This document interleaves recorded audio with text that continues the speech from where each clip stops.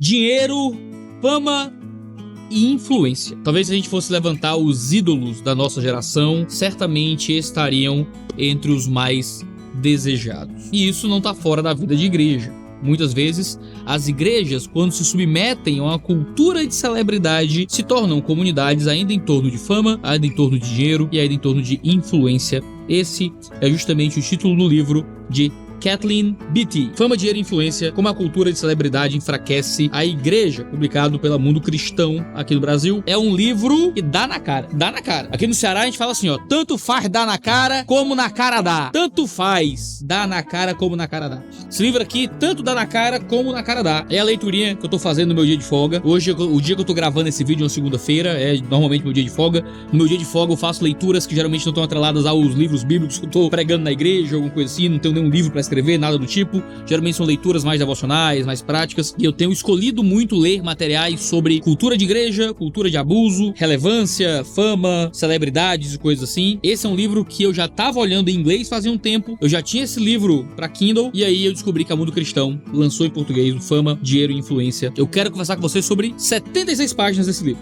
Eu li hoje, no meu dia de folga, 76 páginas desse livro. Eu tava lendo lá em casa, eu disse, Isa, eu vou tomar banho e vou no escritório, que eu quero poder falar do que eu acabei de ler, enquanto tá fresco na minha cabeça. E eu tenho certeza que eu vou voltar aqui pra falar sobre as outras duas partes do livro, mas só essa primeira parte já vale o peso do livro em ouro. A primeira parte se chama Grandes Coisas pra Deus e tem 3 capítulos, foi o que eu li hoje. Poder social sem proximidade, as primeiras celebridades evangélicas, mega igrejas, mega pastores. O livro também tem outras 2 partes que eu ainda não li. 3 tentações, abuso de poder, busca por plataformas, criação de uma persona. E parte 3, para subir desça, a procura de embaixadores de marcas, o Messias obscuro e a fidelidade cotidiana. A Kathleen é uma jornalista, já escreveu pro New York Times, New Yorker, The Washington Post, e fez esse material maravilhoso. Melhor palavra, maravilhoso, por mais doloroso que seja, sobre a cultura de fama dentro do ambiente de igreja. Esse livro eu acho que ele tem um irmão, tá? Uma igreja chamada Tov, que a gente já fez uma resenha dele aqui no canal. É um livro que, infelizmente, tem sido execrado por uma galera aí, certo? A galera que trata esse livro como se fosse uma coisa. Geralmente é a galera que tá passando pano pra abusador, sabe? A galera que passa pano pra abusador na internet. Sei que é um tema que tô voltando nele o tempo inteiro. Mas a galera que passa pano pra abusador odeia uma igreja chamada Tov. Eu lhe garanto que a galera que passa pano pra abusador vai odiar fama, dinheiro e influência. Não fama, dinheiro e influência. Essas coisas eu geralmente amo muito. Mas vou odiar o que esse livro tem pra dizer. Se você já leu Uma Igreja Chamada Tov, você tem que ler esse livro aqui também. Se você ainda não leu nenhum dos dois, escolha um dos dois pra ler primeiro, mas leia os dois, que eu tenho certeza que vai te ajudar a pensar melhor sobre cultura de igreja dentro de um ambiente de celebridade. O primeiro capítulo, que se chama Poder Social Sem Proximidade, é um capítulo que fala sobre a cultura de celebridade que adentrou no mundo da igreja. Poder Social Sem Proximidade é o título do capítulo e por si só já é uma mensagem muito forte. Em muitas igrejas, os pastores possuem poder social, mas não possuem mais proximidade com as ovelhas que eles estão pastoreando. O pastor é um ser inacessível, é uma figura idílica praticamente, às vezes inobservável. Em grandes e megas igrejas, você tem um contexto que os pastores nem participam da vida da comunidade, entram por outra porta, tem uma entrada em outro lugar, tem segurança, você não consegue acessar o pastor. Eles possuem muito poder social, mas não possuem proximidade com o público. A verdade é que sempre houve fama, sempre houve pessoas mais famosas do que outras, desde quando o mundo é mundo. No entanto, a fama se tornou uma coisa muito diferente no mundo de mídia, com a imprensa de Gutenberg, depois com rádio, depois com televisão, agora com internet. Falar sobre fama não é mais falar sobre uma pessoa que é muito conhecida por aquilo que ela produz, por aquilo que ela entrega, por aquilo que ela dá. Não. As pessoas se tornaram agora conhecidas em um nível absolutamente novo, e isso gera para elas benefícios incomparáveis com o que a fama gerava no mundo antigo. E claro, a fama é um dado da realidade. Algumas pessoas serão mais famosas do que outras e isso acontece. Muitos cristãos genuínos são famosos e usam com integridade as plataformas que Deus entregou para eles para o serviço do reino. Para muitas pessoas, ter se tornado uma celebridade se torna uma ferramenta para construir a casa de Deus. Não é a casa por si só, não é a coisa que está sendo buscada, é só uma das ferramentas que estão aí à nossa disposição para o serviço do reino e para o bem do evangelho. Muitos estão dispostos a abrir mão de suas famas, abrir mão de seus prestígios, caso essas coisas sejam um empecilho para a pregação do evangelho e para cumprir os propósitos centrais do reino de Deus.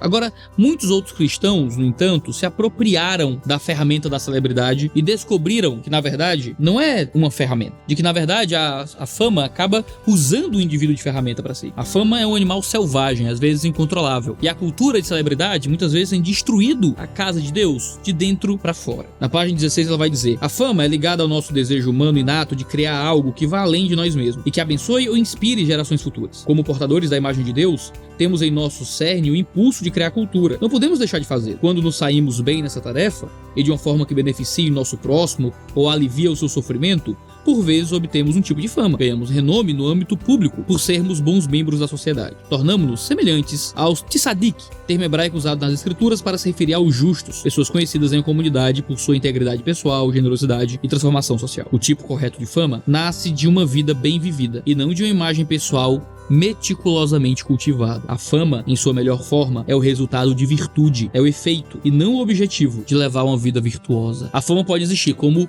o fruto de uma vida virtuosa. A gente tinha isso no Antigo Testamento com os sábios da cidade. Acontece que agora a fama, ela consegue ser cultivada artificialmente, como bem em si mesmo, a partir de nenhum elemento de virtude a ser entregue para as pessoas, além de alimentar nelas curiosidade, alimentar nelas o que há de mais sórdido, às vezes mesquinho, em seus corações. Por que as pessoas se tornam famosas no Big Brother Brasil, por exemplo? Se não é alimentando o que há de mais mesquinho e de mais baixo nos nossos próprios corações. É um tipo de fama que não provém de virtude. Nós somos tzadik de Israel. Provém da busca pela fama como fonte de recurso e influência. Ela continua: para pessoas virtuosas, fama e qualquer prestígio ou riqueza que a acompanhe não é o principal. Consegue abrir mão dela quando as distrai de seu objetivo central de criar ou liderar com excelência. E aí fala: a fama se manifesta em seu melhor aspecto quando é dada àqueles que não a procuram. A fama como uma consequência não intencional de um bom trabalho é uma coisa boa. A fama como algo que é buscada como fim em si mesma se torna um ídolo que consome o nosso próprio coração. Por isso que ela tem muita razão quando diz que as melhores pessoas famosas são aquelas que menos parecem pensar em fama. Coisa maravilhosa. Gente que se tornou famosa porque produz uma coisa útil,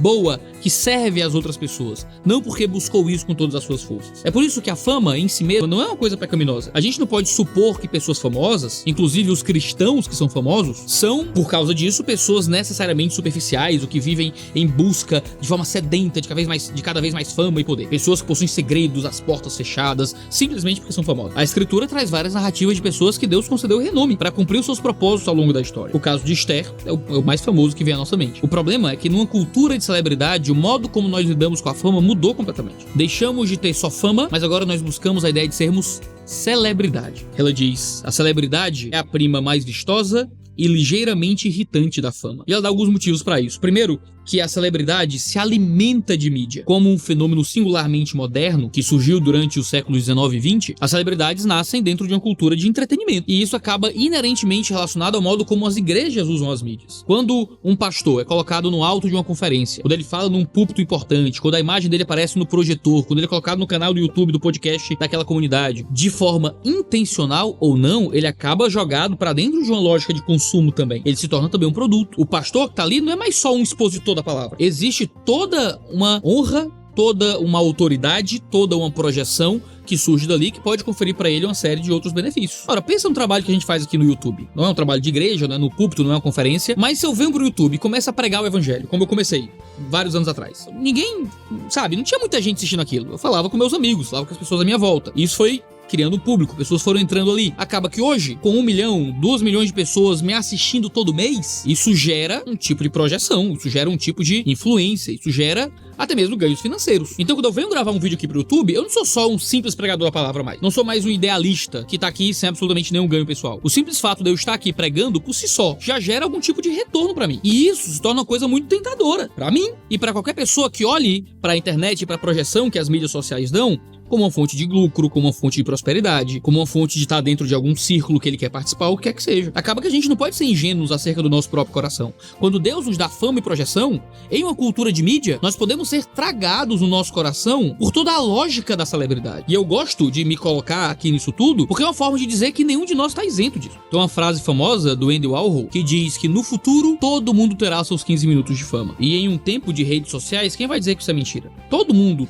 tem um pequeno público à sua volta. Todo mundo tem um ambiente de falar hoje em dia. Todo mundo está sujeito a entrar num círculo de fama e de celebridade em algum momento. Se nós não estivermos cientes disso, a gente pode ser tragado em nossa própria ingenuidade. Veja, antes mesmo de um tempo de mídia e de redes sociais, Paulo já condenava pessoas que usavam o ministério com intenções gananciosas. O mesmo Paulo que diz que era justo que as pessoas fossem remuneradas pela pregação do evangelho, é o Paulo que condena aqueles que usam o evangelho com a intenção de remuneração, como fonte de lucro, que não viviam a fé com contentamento com aquilo que Deus dava para elas. É por isso, e aí é o segundo ponto dela desse capítulo, que a cultura de celebridade acaba transformando ícones em ídolos. Celebridades modernas representam mitos seculares perenes. Gostamos delas porque queremos ser semelhantes a ela. E você encontra uma celebridade em alguns lugares, você é atraído por aquele tipo de visão, você é atraído pela ideia de estar perto de uma pessoa que é famosa, que todo mundo sabe quem é e tudo mais, você quer uma foto. Às vezes você nem gosta tanto da pessoa, mas você quer uma foto, você quer falar com ela, porque de alguma forma aquilo te atrai. Há uma força magnética muito forte na celebridade. E é por isso que surge um poder social sem proximidade. A celebridade é alguém que tem um poder social de influência muito forte. Esse é um termo que é usado hoje em dia, né? Influencer. Mas que não tem nenhuma proximidade real com você. E eles vivem de criar uma ilusão de proximidade. De dizer que vocês são amigos, que te amam, e que nós somos uma família, e não sei o que, aquele negócio todo. E que no fim das contas, a celebridade não sabe quem é você, mas ela precisa que você compre os produtos dela, precisa que você encha os eventos dela, precisa que você dê poder pro nome dela para que ela seja quista nos círculos poderosos. E tudo isso não tá fora do ambiente religioso, não. As igrejas dos nossos países, seja o meu país, nosso país, Brasil, seja lá nos Estados Unidos, que é o país da Kathleen, são igrejas que estão imitando a cultura de celebridade secular, ao invés de se opor a esse tipo de cultura. Temos inúmeras instituições, ela diz, construídas em torno de personalidades, pessoas com imenso poder social, mas pouca ou nenhuma proximidade. O que é que isso gera? Gera escândalos, culturas de abuso, roubos, mau uso de finanças. As histórias, nós conhecemos várias, são terríveis. Ela encerra o capítulo 1 dizendo: muitos dos líderes cristãos caídos, sobre os quais publicamos reportagens ao longo dos anos, não haviam iniciado sua carreira como celebridades. À medida que empreendiam seu ministério, foram reunindo seguidores graças às suas realizações, criatividade ou virtude. As vias saudáveis que no passado levavam à fama, desejavam servir sua comunidade ou exercer forte impacto. Quase sempre tinham começado com a esperança de tornar o nome de Cristo maior que o nome deles próprios. Aos poucos, formou-se um abismo entre quem eles eram por trás de portas fechadas e quem eram no palco ou em seus próprios sermões e relatos. Haviam começado a acreditar em sua autopromoção. E membros e funcionários da igreja, editoras e fãs nas redes sociais que os veneravam, estavam dispostos a alimentar essa propaganda exagerada, pois derivavam significado e identidade para si próprios de uma ligação artificial com a celebridade cristã. Esses indivíduos de renome tinham plataformas incríveis sobre as quais nós, seus fãs e seguidores, os havíamos colocado. Eu acho que esse primeiro capítulo já justifica o livro inteiro. Mas o livro é muito interessante porque os dois capítulos seguintes apresentam uma história da igreja evangélica americana a partir de dois grandes personagens principais. Primeiro, Billy Graham, no capítulo 2. Segundo, Bill Hybels, no capítulo 3. Lidando com as primeiras celebridades evangélicas. Um exemplo positivo, no caso de Billy Graham, um exemplo negativo no caso de Bill Hybels e os escândalos que envolviam a Willow Creek. Escândalos esses que você também já deve ter lido lá no Igreja Chamada Todd. O capítulo 2, que fala do Billy Graham, fala de como o Billy Graham, por mais que tenha sido um cristão muito genuíno, um homem muito respeitável, foi talvez a primeira grande celebridade evangélica. Ela fala uma coisa do Billy Graham que é muito tocante. Ela diz que ele chegou ao fim de sua vida sem escândalo e sem desonra. Esse é o tipo de coisa que eu gostaria de que escrevessem sobre mim quando eu morresse. Chegou ao fim de sua vida sem escândalo e sem desonra. Isso é uma coisa muito certa, porque a gente tem histórias terríveis de homens que terminaram seus ministérios com escândalo e desonra, não é? De abuso sexual, de uso inapropriado do dinheiro, uma coisa terrível. Mas nesse capítulo ela vai mapear parte do ministério do Billy Graham, que foi a grande celebridade evangélica daquele período, o homem que andava na Casa Branca, que tinha amizade com várias celebridades do mundo americano, e de como o Billy Graham acabou sendo o primeiro grande nome de alguém que foi maior do que as instituições. As instituições em torno do Billy Graham eram menores do que o próprio Billy Graham. Antigamente os homens eles trabalhavam dentro de um corpo institucional, agora o Billy Graham se tornou uma celebridade para além do seu corpo institucional, por mais que ele tivesse motivado e criado várias instituições também. Foi dentro desse contexto que surgiu um tipo de paixão cada vez maior por pregadores itinerantes, por grandes nomes que atraíam as pessoas para além da atuação simples de pastores de igreja local. Billy Graham chegava a ser chamado de o pastor da América. Esse é um termo que eu ouvi muito falarem sobre o Billy Graham quando eu li a biografia dele, publicada pelo Grant Walker. Ela diz o seguinte: mas o título de pastor da América não é muito preciso no caso de Graham. Um pastor é alguém que cuida de almas, E para cuidar de uma alma, é preciso conhecê-la. Do palco e da tela, Graham ou qualquer outro líder cristão não tem como falar a seus ouvintes de modo específico. O discipulado, como é descrito no Novo Testamento, exige a participação de uma comunidade em que somos conhecidos e, aliás, também conhecemos nossos líderes espirituais. No entanto, a vida na igreja local nem sempre é tão fascinante assim. Pregadores e palestrantes de renome são muito mais fascinantes. O papel desses pregadores, é suprir nossas necessidades pessoais de inspiração e ânimo. Eu fico muito triste quando alguém me encontra, eu ouço isso com alguma frequência. Olha, você é o meu pastor na internet. Eu sempre tenho que dizer, sou não, irmão, sou não. Eu sou um educador, sou um professor, sou um escritor, sou um youtuber. Sou o que você quiser. Me chame de youtuber, que é quase um xingamento. Me chame de youtuber, mas eu não sou o seu pastor. Sou um pastor, mas não sou o seu pastor. Porque eu não vou pregar no seu velório. Porque eu não vou estar no funeral da sua mãe. Porque você não vai chorar no meu ombro. Porque quando sua esposa estiver colocando as malas dentro de casa por causa de uma crise, pra ir embora, não sou eu que vou lá de madrugada. Não sou eu que vou tirar as suas dúvidas reais e específicas do dia a dia. Porque um pastor que tá numa tela não é o seu pastor de verdade. O seu pastor da sua igreja vale muito mais do que eu. O pastor que tá pregando pra você todo domingo, cujas mensagens levam em consideração a sua vida, é alguém muito mais importante pra você do que eu aqui na internet. Eu posso ser muito mais famoso que o seu pastor, muito mais conhecido que o seu pastor, mas o seu pastor será muito mais importante pra vida daquela comunidade que qualquer pastorzinho no YouTube. Mas a nossa cultura de celebridade inverteu as coisas. Até porque o meio acaba afetando a mensagem. Foi o McLuhan, um teórico da comunicação canadense, que falou que o meio é a mensagem. A Kathleen analisa muito bem o modo como o Billy Graham deu a mensagem também ao seu meio. Quando ele ia dar entrevistas, por exemplo, em programas de TV, ele sempre usava frases curtas e mais incisivas que fossem perfeitas para serem posteriormente citadas em reportagens. Se colocar no ambiente de mídia não é uma coisa neutra. O Neil Postman, um teórico de mídia, falava que era uma grande ingenuidade tecnológica acreditar que se colocar no ambiente de mídia para pregar o evangelho não afetaria em nada da mensagem do evangelho. Aqui no YouTube eu não consigo pregar as coisas do jeito que eu gostaria de pregar. Sempre tudo é um pouco mais resumido, tudo é um pouco mais diferente. Eu gosto do sermão, eu gosto do púlpito. Pra mim, a minha linguagem de comunicação principal é o púlpito. Mas se eu colocar um sermão aqui no canal, tem uma quantidade de visualizações razoável, mas não é o tipo de coisa que eu comecei a produzir na internet e as pessoas colocaram em volta pra ver. Eu espero, se eu puder escolher um dia na velhice, se eu estiver mais velho, eu preferia só colocar sermão, nada além de pregação aqui no YouTube. Mas não é o tipo de comunicação que vocês estão acostumados, vocês vêm aqui do Ritologia pra assistir. Vocês querem uma comunicação mais rápida, mais direta, mais linguagem de internet, tudo bem,